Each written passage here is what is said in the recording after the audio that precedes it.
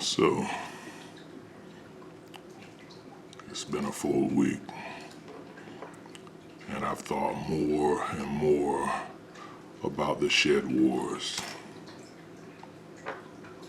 It's not going to be a shed war. It's going to be a revolution.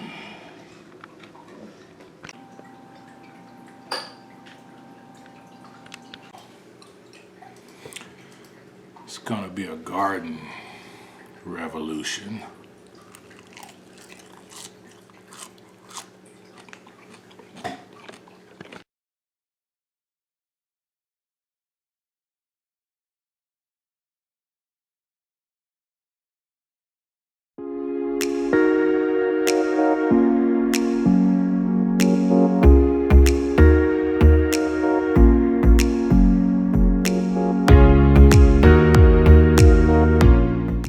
As you can see,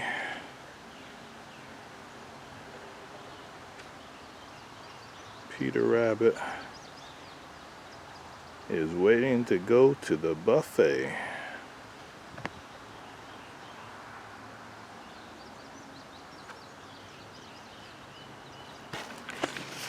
But it's not to be. The buffet is closed.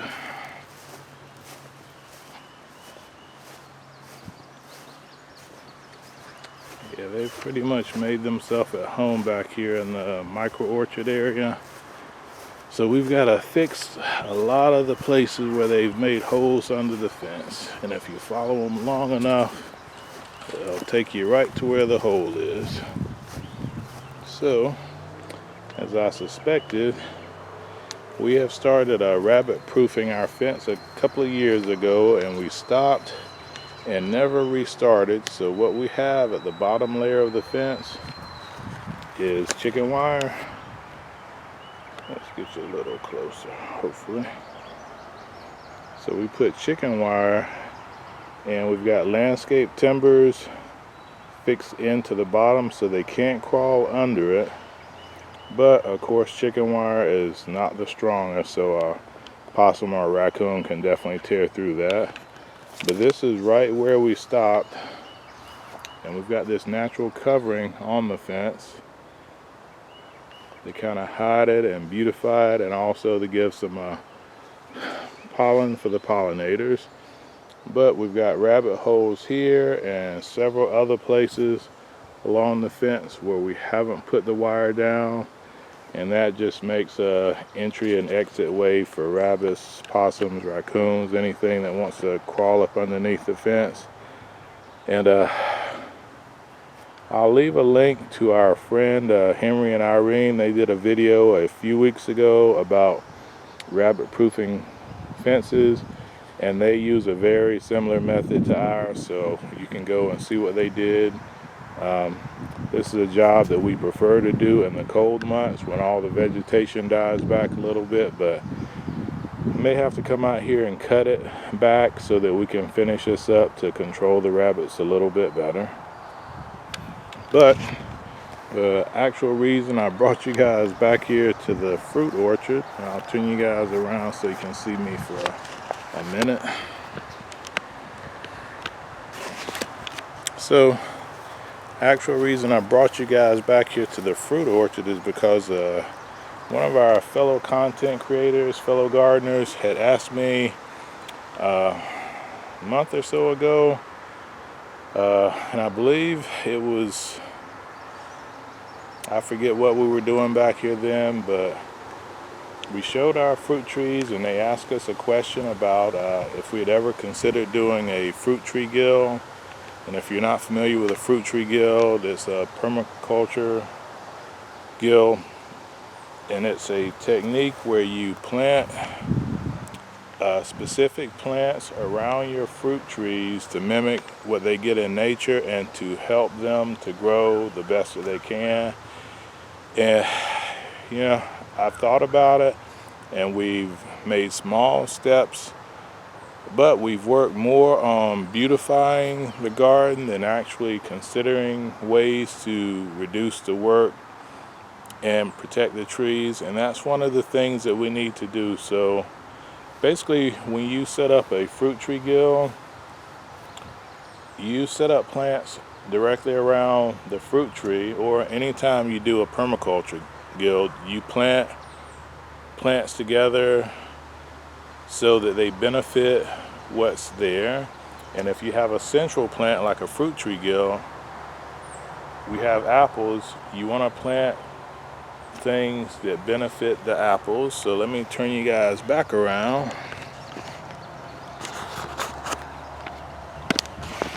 And that's one of the things we have not done a great job of. We have left a lot of lawn out here around our apple trees, around our nut trees, and you can see lots of grass that I am constantly coming out here, and Mrs. SG is constantly coming out here, and we're weed eating, and it's just not an efficient system. So we're going to begin working on setting up a more permaculture guild type system so that we're not cutting so much grass, and we're going to mimic nature a lot better. So we have started today, and at the end of this video I'll show you a little bit more progress when we get back out here over the weekend. Just started this today, a real quick effort. We have a lot of extra wood. We've got some dead animals that have been buried in the soil there. And what we're going to do is try to make this a more permaculture type environment. So we're going to set up basically Hugel mounds in between the fruit trees. That's an area that before we were just coming along, cutting the grass, you know, needless work that didn't have to be done. We got to start. We've got a lot of downed wood when we have trees fall, like one fell on our fence down there that I'm repairing this weekend also. We cut those trees up, and we've started just layering them here so that we can begin building Hugel mounds along in here so that we can do some swales along this path where water flows anyway. But this is another area that we don't want to spend a lot of time cutting. We do want to leave walkways so that we can walk, you know, among the plants, and we can get the lawn tractor back through here when we need to.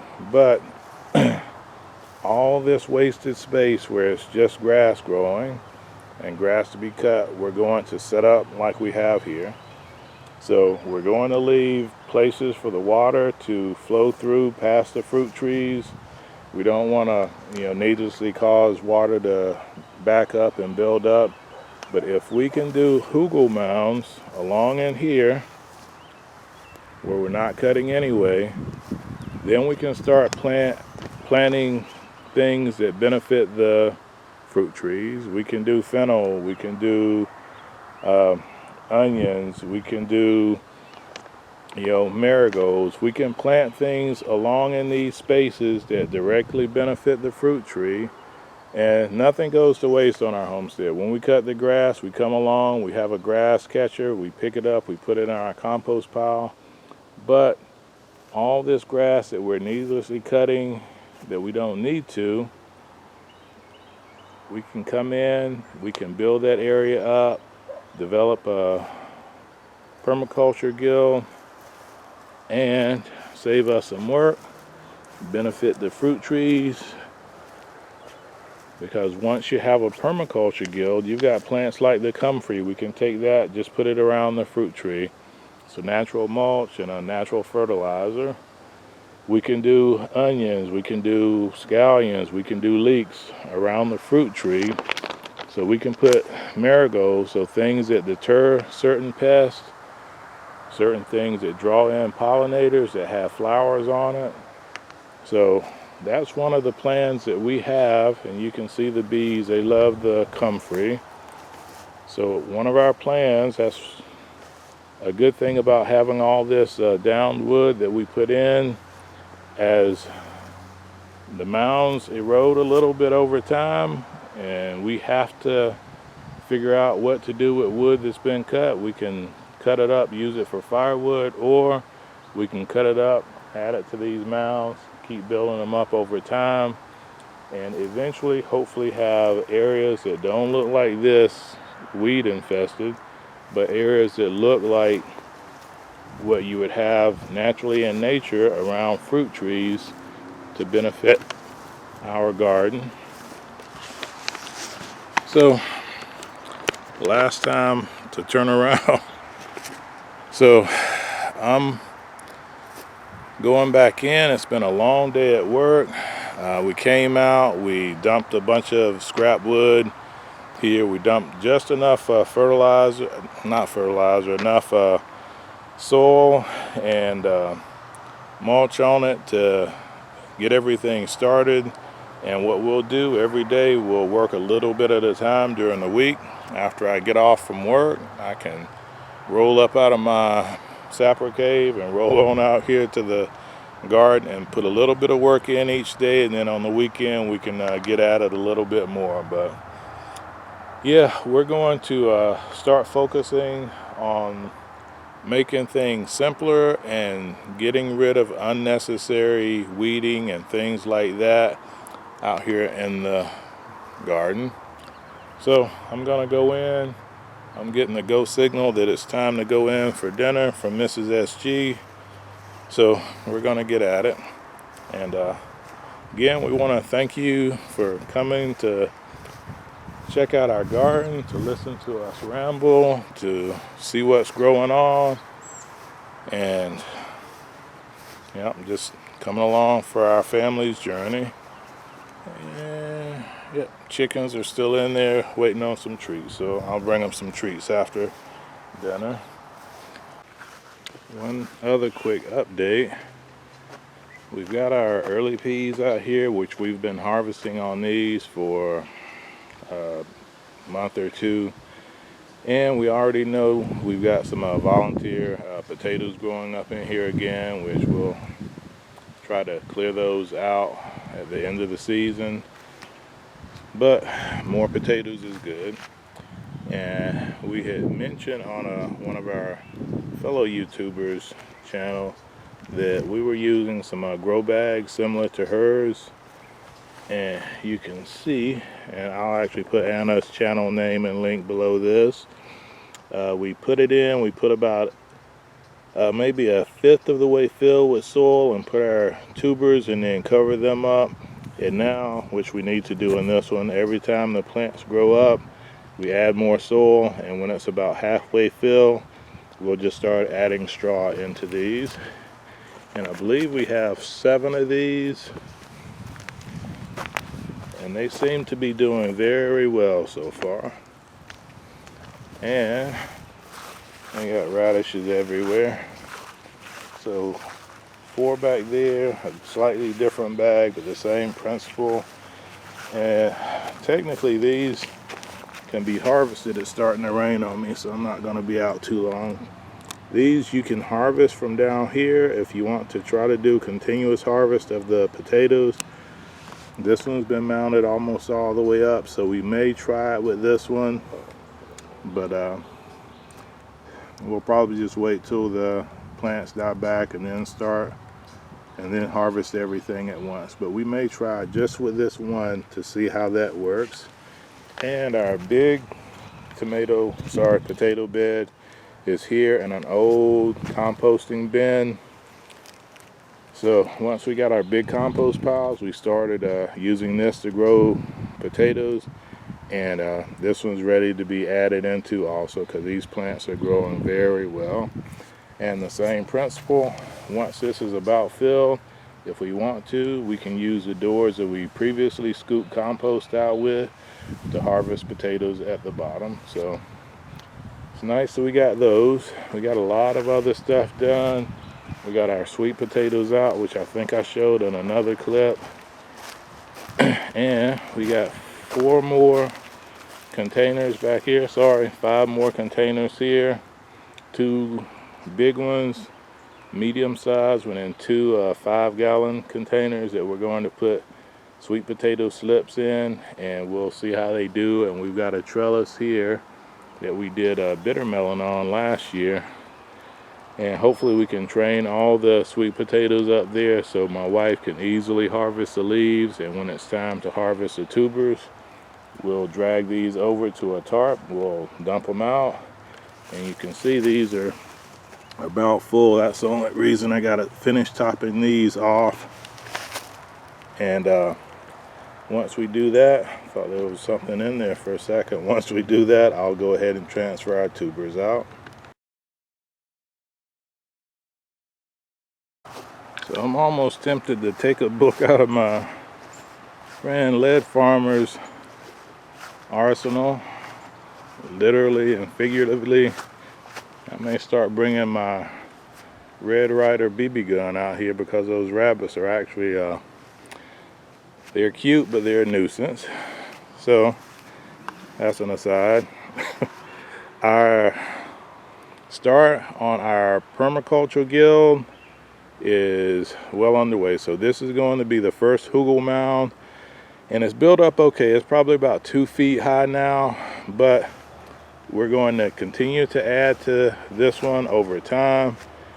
And we typically try to separate the grass that we mow into 2 different types. We have the grass that we know has dog poop has been in it from inside our privacy fence where our dog Maggie poops. That grass cuttings only goes around our fruit trees. We don't put that in our compost pile where we're going to put it with our vegetable plants. That only goes around trees. And then we have grass from out here in our micro orchard from our front yard. That grass can go into our big compost piles, which I need to clear those out too. And that compost goes over our vegetables. So we'll continue to add some of our grass clippings, our cuttings from our plants, and build these up. So this is going to be hugel mound number 3 because we've got 2 over in micro orchard 2. We're also going to do a hugel mound in this area between the apple trees, and we'll have to be a little more careful with this because we do have a lot of comfrey. So we'll probably start the hugel mounds around the comfrey, and then in the winter when it dies back we can level it out because we know comfrey is very, very hardy, so it'll come up through the hugel mound if we do put soil over it. But we're going to put a second big hugel mound where all this wood is between the 2 apple trees, and this will be an area we don't have to worry about cutting. And just had a conversation with Mrs. SG because they did a lot of work, which I'll show you guys real quick after this if it doesn't start to rain too hard. But these areas too, we'll do a big hugel mound here. We'll do a hugel mound over on this end while leaving one area that water can drain down through when we get heavy rain, so that we don't have any collection of rainwater out here like we have in our little drainage trench down there. But we're going to definitely follow the permaculture guild principle up here as much as we can. This has been a pet cemetery, so we've got a lot of animals that we've buried back here. And typically what we do when we bury an animal, we'll put a pallet over it so our predators can't come dig it up. And these areas where we've put pallets down are going to be turned into hugel mounds also. And the overall intent, whether we harvest everything from back here or we use this as a pest attractor maybe for some of our predators so that they don't come into our main yards, or as another food source out here, because we know we can't deter the predators as well the farther we get away from the house, which is another thing our friend Lead Farmer 73 mentioned. If your food is close to the house, it's a lot easier for you to get it and a lot easier to deter predators. So we'll put things out here, but a lot of it will be things that we're not going to stress out on if the predators get into it. So let me flip you guys around. Maybe you'll want to see me as I close this out. and show you some of the work that Mrs. SG and SK1 did while I was working today. And we've almost finished off our 5 cubic feet of garden soil. We've got a bunch of pots we can fill, so we'll probably order more so we can continue to work on our hugel mounds and on our orchard areas. And we got some of our sweet potato slips in. Not that one yet. So we got some slips in 3 buckets, and we have more slips inside still rooting out. So ideally we'd like to have 3 slips or 3 sweet potatoes with slips on them in each bucket. So we'll see what we have. And this is just for the ones that we've grown here, the Okinawan or Murasaki. I always forget which is which.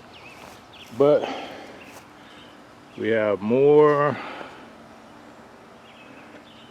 in buckets over in that area, which were slips that were gifted to us, or sweet potatoes that were gifted to us by our friend Colleen.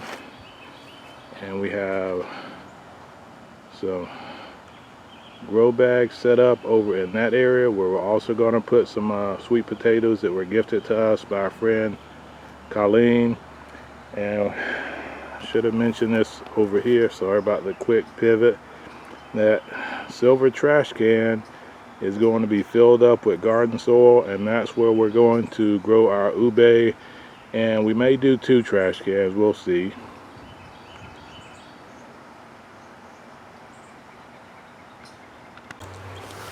Alright, so I think that's going to be it for the day.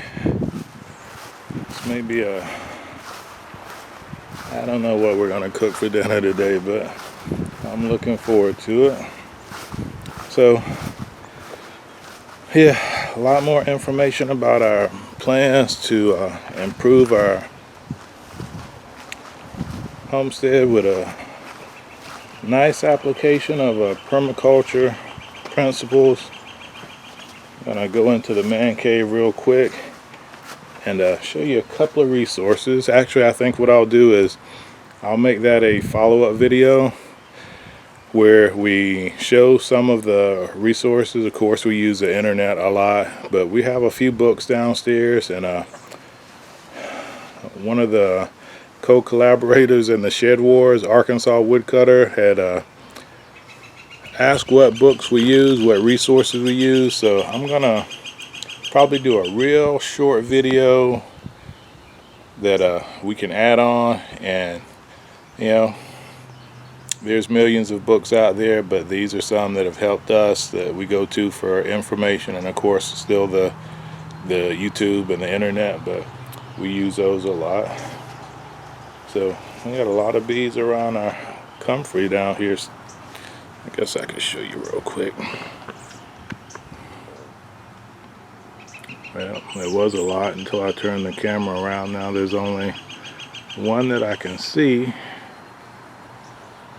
Hopefully you guys can see him too.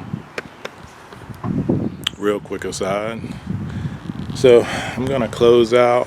As always, thank you for coming along with us on our homestead garden cooking journey.